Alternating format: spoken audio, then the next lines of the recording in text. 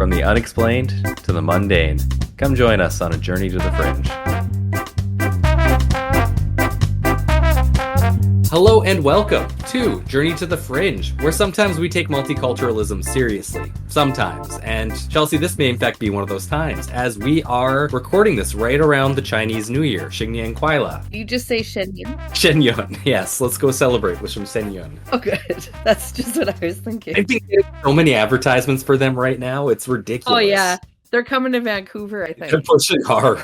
I'm so tempted. Every time I see an ad, I'm like, I should just go and see what the hype is about. There was actually a contest on one of our local newspapers for free tickets. And I was like, Really? I don't really want to go. Yeah. I'd go if it was free, if I want to. Maybe. Depends on how I felt that moment before going. I know, I'm always torn on that question, but I can't give them money. That is kind of where I withhold that. Yeah, exactly. Chelsea, I don't know if you know this, but we are entering the year of the snake. I did. In Chinese zodiac. And snakes in Chinese mythology and culture hold like a slightly different relationship than they do in the rest of the world, where it's like snake's bad, snake's dangerous, stay away from snake. There, it's kind of, they are a wise creature, and more importantly, they are kind of related to dragons in how they view dragons. Okay. Because they kind of look like them, they shed the skin, they are a different creature because of that. I decided, you know what we're going to do to celebrate the Chinese New Year? We are going to do an episode on the sky serpents. Yay! Sky serpents are snakes or elongated serpentine dragons that appear to float or fly in the air. They typically move in an undulating fashion as if there are sea serpents of the air. They are not the same as ordinary flying dragons because they manage to fly without wings, and like most Asian dragons that have the ability to fly. Some sky serpents are seen to have different colors, textures than other sky serpents, which are sighted all around the world. I find this really interesting that so many cultures have some type of mythological flying snake-like creature. As I was just talking about in Chinese myth,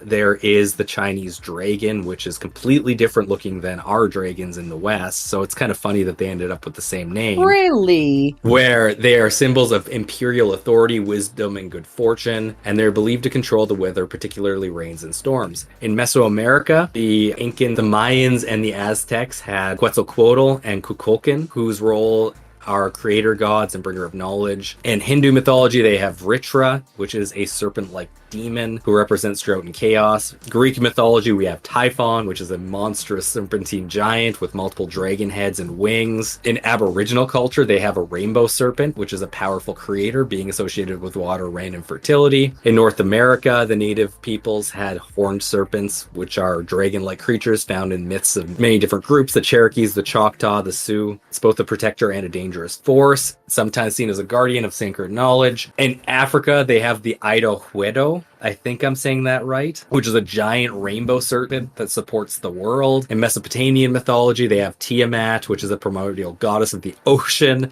In Slavic, they have the Zmei Gorinich. In Japanese mythology, they have Ryujin, which is a dragon king. And in Celtic mythology, they have Piast, which is a symbol of chaos and is often defeated by heroes in myths. Interesting. There's a ton everywhere where they're saying there's these flying snakes in the sky. Can I just ask, you said that Chinese dragons are much different than what we would think of a dragon. What is it, just the serpentine qualities that it has? That's part of it. Asian dragons are a lot more snake-like. They're longer. Okay. They also do talk and are very wise. Asian dragons. They talk? Oh, yeah. Whereas opposed to like a European dragon would be like the four-legged one with wings that breathes fire. Yeah. I thought it was interesting when I was in China, they build their buildings with holes in the middle for dragons to fly. Not all of them. Not all, no.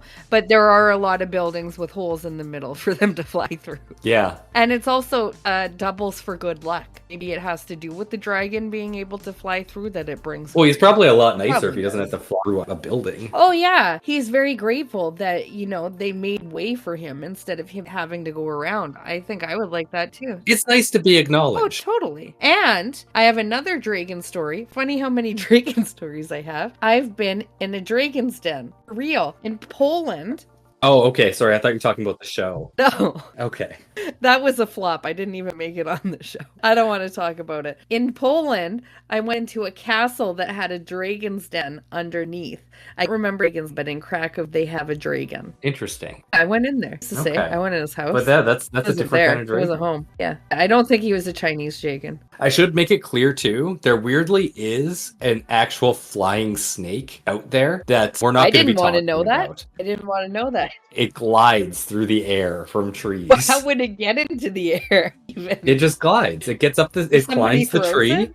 No, it climbs the tree and then it like throws itself out and it just glides. That son of a bitch. Why would nature do this to us? Because nature is terrifying. And it's right behind you. Look out. I hate it when nature does this. It's probably in fucking Australia too. Maybe that's why they want to fucking extinct some species. They have all the scary things. We don't save animals here in Australia. They should have put that on the list. Flying snakes. And then in brackets, perfectly abundant. There's too many. They should fly into the fire. Okay. Yeah, in Australia, they have that kind of bird that's known for spreading forest fires to catch prey, too. I forget. I think it's a harpy eagle that does that. Yeah. Did you just say a herpy eagle? Harpy eagle. Okay, it's like this is so getting out of hand. Fucking Australia. Australia's like a different place. It is half made up. It's totally half made up. Okay, enough of Australia. Like I was saying, many different groups have this built into their mythology, this idea of a snake in the sky. In Australia, it's real, but no, I just said it's Australia. I have no idea where it's from. I stick to it. It's from Australia. Okay. Basically, as long as people have been writing things down, too, there have been people saying they've seen flying snakes. Yeah. Outside of that one that we do know exists. There's Egyptian tales of flying snakes, which capture the curiosity of the Greek historian Herodotus in 460 BC. These winged dracontes, I don't know how to say it because I don't speak any of the languages from that time or area of the world. It's Egyptian, right? It sounded like I don't know if he's writing it in Greek or in Egyptian, though.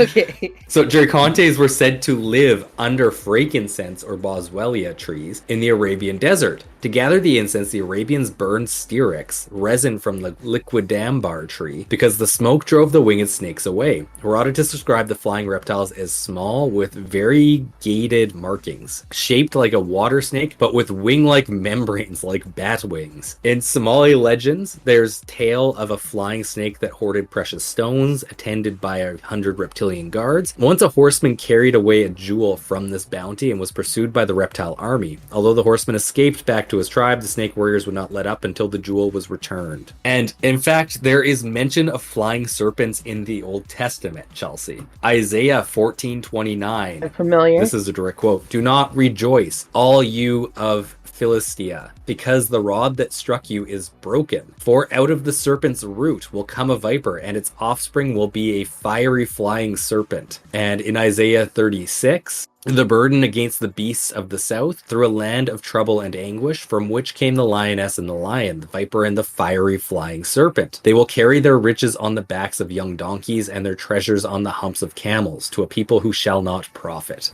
These are going back pretty far, references to these things. Chelsea, I'm now going to go through some actual stories, historically from when I first find the stories to more current times. Oh yeah, fantastic. The first story I could find is The Flying Serpent of Henham. It's an area in Essex. It was published in 1669 by Peter Lillycrap of Clerkenwell. Oh, I love his name. Lillycrap. It is great. Yeah, I love that.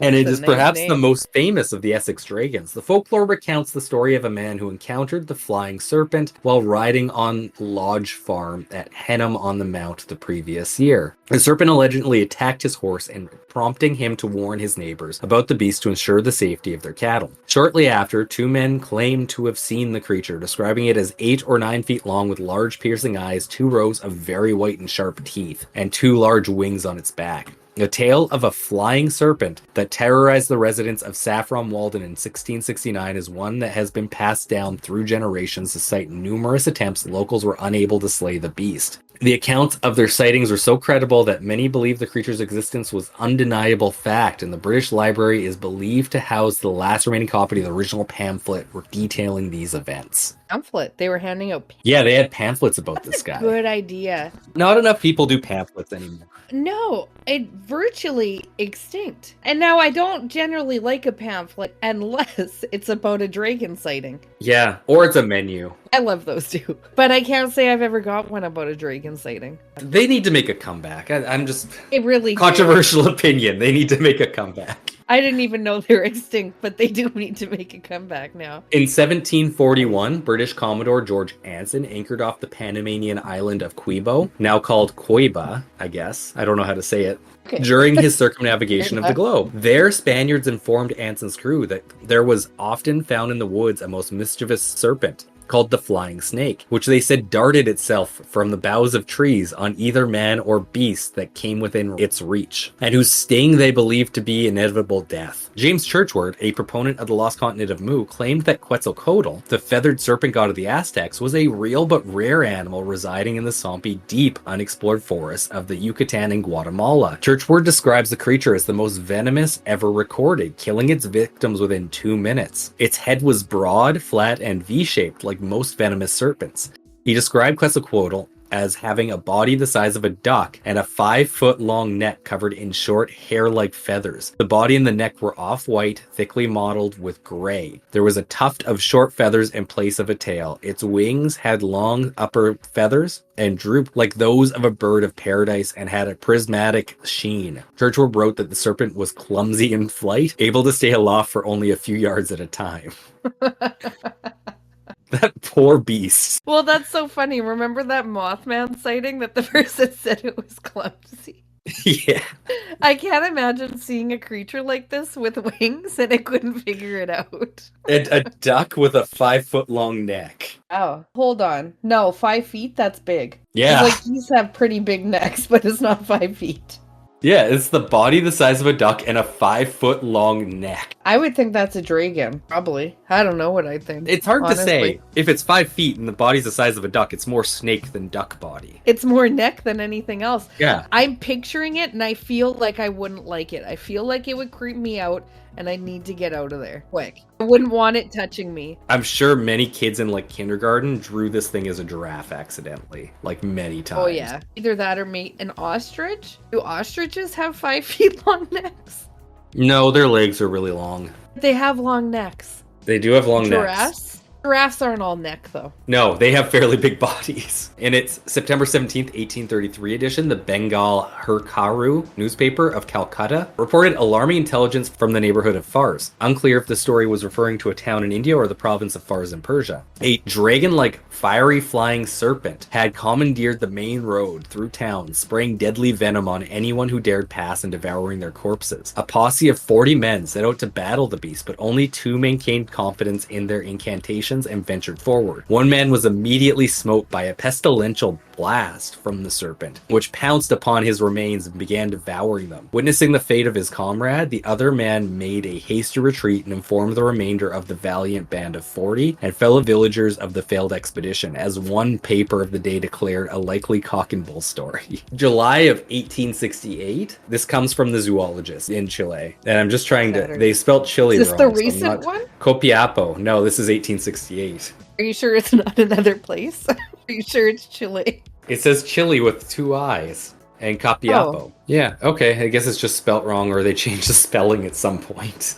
Maybe Chile was known as Chile. Chile. Yesterday at about 5 o'clock in the afternoon, when the daily labors in this mine were over and all the workmen were together awaiting their supper, we saw something coming through the air from the side of the Ternera, a gigantic bird which at first sight took for one of the clouds, then partially darkening the atmosphere. Oh no. Supposing it to have been separated from the rest of the wind. Its course was northwest to southeast, its flight rapid in a straight line. As it was passing a short distance above our head, we could make out the strange formation of its body. Its immense wings were clothed with a grayish plumage. Its monstrous head was like that of a locust. Its eyes were wide open and shone like burning coals. It seemed to be covered with something resembling the thick and stout bristles of a boar, while on its body, elongated like that of a serpent, we could only see brilliant scales, which clashed crashed together with metallic sound as the strange animal turned its body in its flight. I don't like it. And then in 1873, there's apparently like a wave of sightings of flying serpents that struck the US. This came from North Texas Enterprise of Bonham on June 14th, 1873. Singular phenomenon. A few days ago, a Mr. Hardin, residing some 5 or 6 miles east of this place, saw something resembling an enormous serpent floating in a cloud that was passing over his farm. Several parties of men and boys at work in the fields observed the same thing and were seriously frightened. It seemed to be as large and as long as a telegraph pole, was of a yellow striped color, and seemed to float along without any effort. They could see it coil itself up, turn over, and thrust forward its huge head as if striking at something, displaying the maneuvers of a genuine snake. The cloud and serpent moved in an easterly direction and were seen by persons a few miles this side of the honey grove. The question is, what is it and where did it come from? And then on June 27th of the same year, the Monitor of Fort Scott broke the news about a follow-up sighting in local skies. A strange and remarkable phenomenon was observed at sunrise yesterday morning. The sky was clear and the sun rose entirely unobscured. When the disk of the sun was about halfway above the horizon, the form of a huge serpent, apparently perfect in form, was plainly seen encircling it, and it was visible for some moments. We have the statement from 2 reliable parties who witnessed the phenomenon and are willing, if necessary, to make affidavits of their assertions. We have 2 great respect for the sun to rise before it, and therefore are innocent of the authorship of the sea serpent of the sun. But we have all confidence in the credibility of our witnesses. What fearful portent is indicated in this wonderful and ominous phenomenon? We shall join a Sunday school and await the solution. What? That was weird. That is a weird way to end that. The New York Times around, like, as all these articles are coming out, came up with something as well. They close that same story with, "It will soon be time for a national prohibitory liquor law if this sort of thing is to continue," as what they added.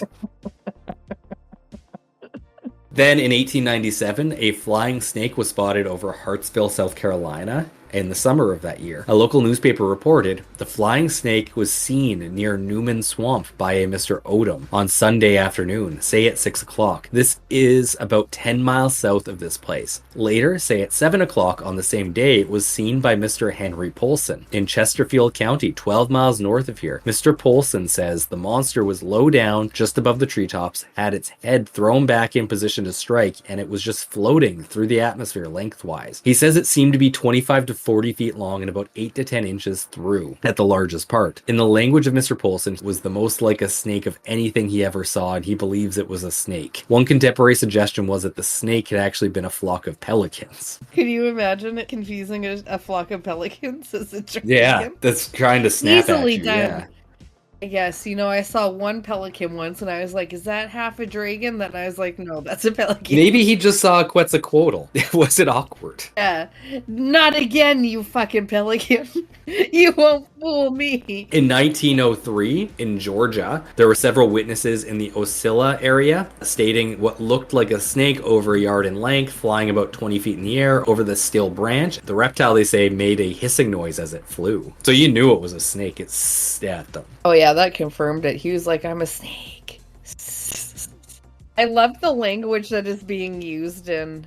Oh, the 1800s is a fun time. By these people. I can't believe that people actually spoke like this. And they need funner words like skibbity and sigma rizzler. Yeah, and 23 skidoo. Exactly. All those words that are from the same generation. Definitely. Has that come back yet? 23 skidoo? I don't know. I don't think so.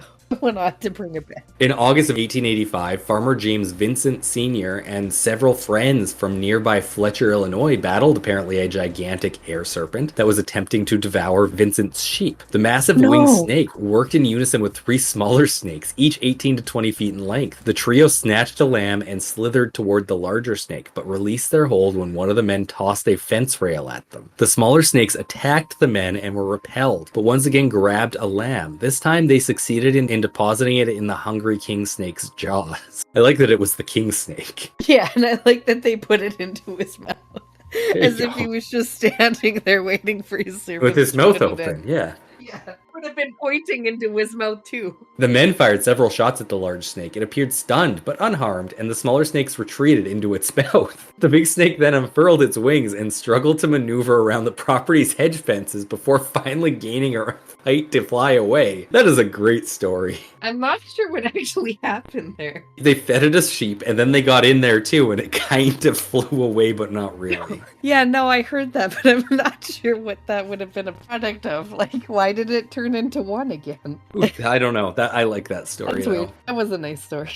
We're actually getting closer to modern time. Oh, I'm so excited for modern time. There was an encounter in Powys, Wales in March of 2001, around 7:30 p.m., as reported in Strange magazine. A British biologist and a few colleagues were conducting some research in the area after being notified by a local of something strange that was witnessed a month earlier. As they stood at the edge of some woods by a quarry, they suddenly looked upon an extraordinary entity. Measuring 3 feet or so in length, it resembled a serpentine dragon with 4 short limbs, but its head was shaped like that of a seahorse, and it was airborne, undulating and wriggling as it flew about 10 feet above the surface of the quarry in a wide circle. Oh, I hate that. They were unable to recall seeing any wings, but it had a long tail that ended in a pair of horizontal whale-like flukes. The entity was green in color and shimmered somewhat, but appeared solid, not translucent or ethereal. Oh, that's cool. They watched it for 3 to 4 minutes at a distance of approximately 50 feet before it finally vanished into one of the numerous caves and large crevices pitting the quarry. Oh, cool. That's a good one. The biologist had the distinct impression, while watching the creature, that it was deliberately seeking to keep them at bay, warning them off from approaching further into its territory. Oh, that one's good. Chelsea, I do just have to share this one with you. That is a startling attack on a Southern Pacific Railroad train near Dawes Palms, California. An express attacked by a flying serpent, and the passengers fired at the monster with revolvers. And the train probably deserved it. Those guys are assholes. It probably did, but I need to share my screen because this is a beautiful artist rendition published in the newspaper at the time. Oh, wow. That's from 1882.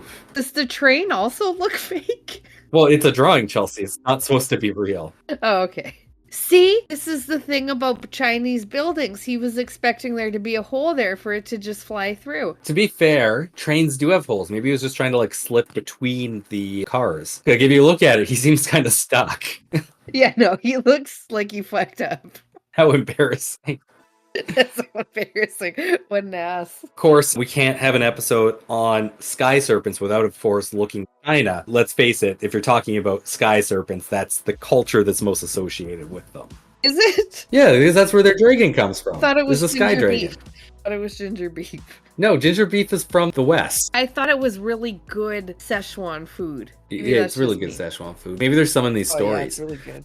There was a dead dragon found by Lake Tai Bai in Shaoxing's 32nd year of the Nansong dynasty, 1162 AD. It had long whiskers and large scales. Oh, wow, that's a long time ago. The back was black and belly white. Fins grew from the dragon's back, and 2 large horns protruded the head. It could be smelled from miles away. The local people covered it with a mat. The government sent people to hold worship ceremony at the site. However, after a night of severe thunderstorms, the dragon disappeared. Only a ditch remained where it laid. In the summer of the 19th year of Dao Guang, which is 1839, as reported by the Yongping regional government, a dragon fell from the sky along the lower reaches of the Luanhe River in Liaoting County. The dragon lay inert, covered by flies and maggots. The local people made a shelter for it to protect it from the direct sunlight and also drizzled cold water on the body. 3 days later, after a night of thunderstorms, the dragon left. In August of 1944, hundreds of people from the Chenjia Yuanzi village, Fuyu County, south of Songhuajiang River, surrounded a black dragon by the riverbank. Yan Dianyuan, an eyewitness who is still alive at the time, wherever I got this story from, was written, said that the dragon was about 7 meters long and looked like a lizard. The face was almost the same as that of the dragons in classical paintings, with 7 or 8 thick, hard whiskers. The upper body was over 1 foot in diameter. Its 4 paws went deep in the sand. Crocodile-like scales covered the whole body. Yan Dianyuan still wonders why that large animal looks so much like a dragon on the paintings. In the summer of 1953, an unidentified animal fell from the sky in a place near south of Henan province. Curious people hiked out to see it, and according to the description of some of the witnesses, the dragon looked like a huge shark. The odor of decay attracted countless flies. If it was a shark, it should live in the deep sea. Why did it fall from the sky? This case might be related to the dragons recorded in history history is dropping from the sky. Just a few smattering of stories from there. Most of them are dead dragons, unfortunately, but That's good enough. But what if at that point, because they're serpent-like, what if they're dead snakes at that point? well, and they were flying at some point. Like, people saw them flying. Yeah. Are there still modern day sightings of dragons?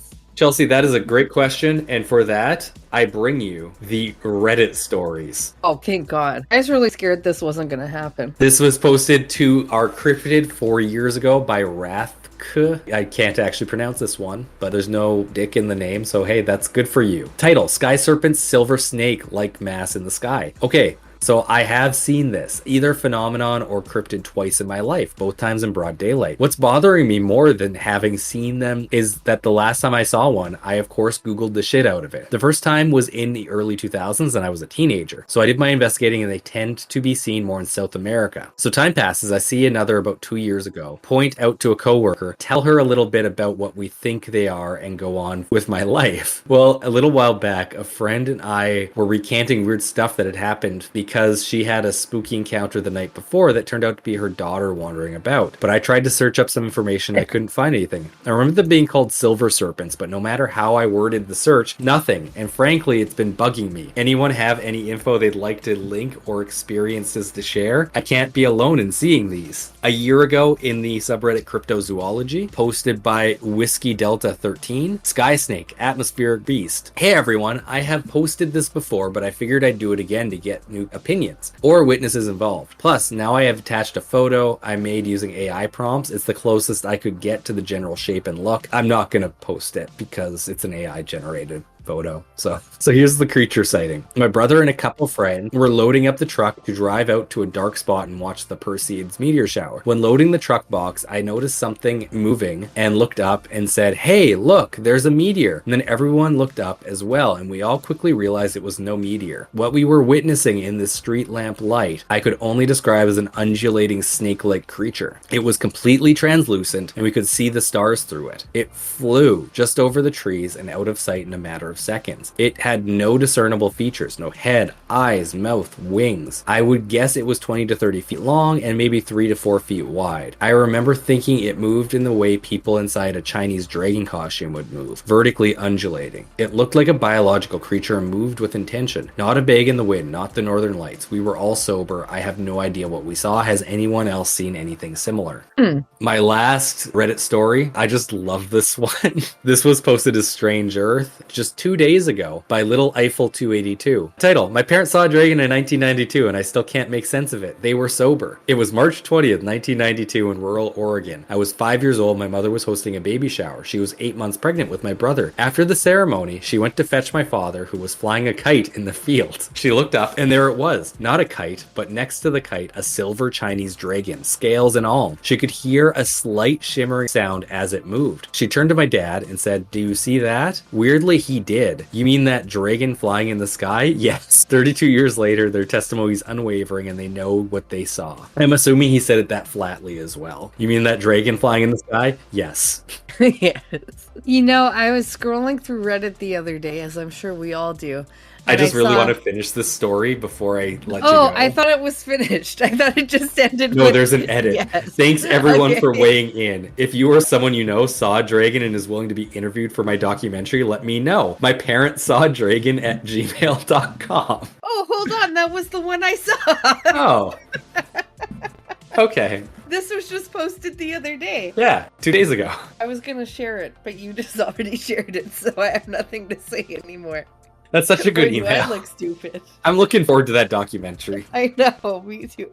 That's what I thought when I saw it. I was like, that's going to be a good documentary with an email like that. But that would also explain why that email wasn't available when I tried to sign up for it. Can you imagine if you tried Sorry. one after that and they're like, no, maybe 63.